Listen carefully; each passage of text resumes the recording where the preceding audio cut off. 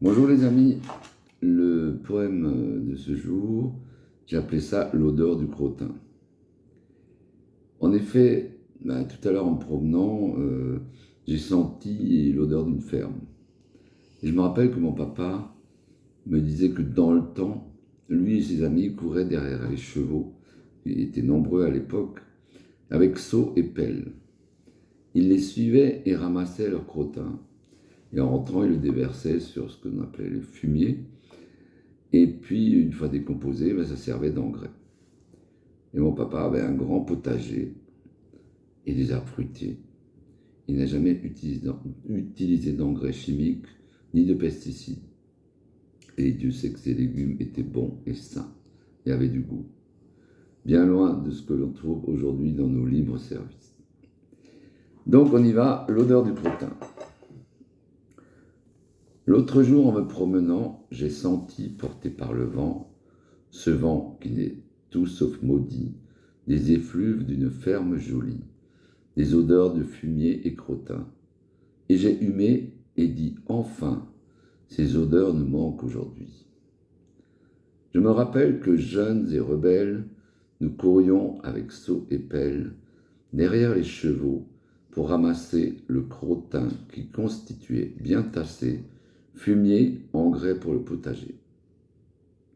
Pesticides et aucun engrais jamais dans le jardin n'entraient.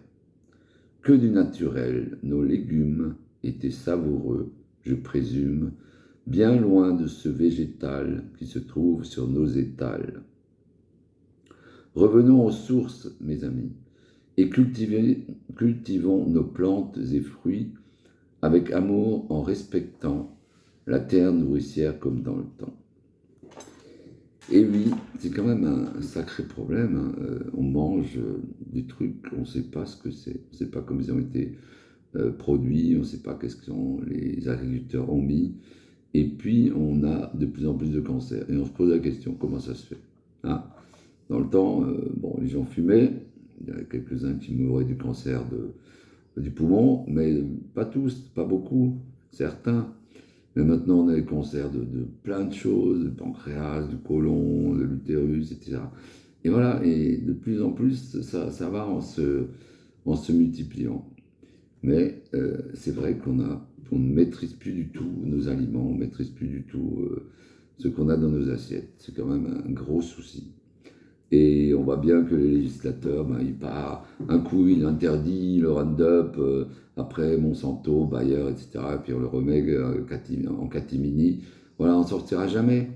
Parce qu'on sent que nos hommes politiques ne prennent pas la réelle mesure du danger. Voilà, il y a quand même une histoire d'empoisonnement collectif, hein. Rappelez-vous l'histoire du sang contaminé, là ça avait fait grand bruit, mais bon, il n'y a eu quand même personne de condamné. On n'aura jamais un politique qui sera condamné. Et puis la FNSEA, c'est le syndicat qui impose son agriculture, son modèle d'agriculture. Moi, j'en veux pas, mais on ne peut rien leur dire parce qu'ils sont puissants. Et oui, voilà, encore une contradiction. Et dans contradiction, il y a con et traduction. Allez, je vous souhaite une belle journée. Bisous, bisous.